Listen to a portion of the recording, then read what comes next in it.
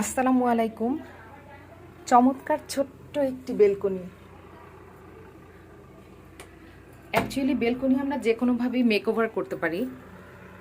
আমাদের প্রত্যেকের পছন্দ এবং রুচি আলাদা, ভিন্ন ভিন্ন রকমের। সাজানোর জন্য বেলকনিটা যে খুব বড় হতে হবে তা না, কিন্তু রুচিটা থাকতে হবে, মনটা থাকতে হবে। কি সুন্দর ছোট্ট ছোট্ট ক্যাকটাস এবং স্পাইডার ট্রি,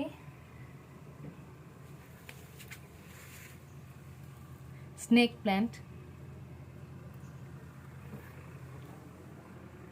কিছু আর্টিফিশিয়াল ট্রি, গ্রাস কার্পেট, এই দিয়েই সাজানো হয়েছে।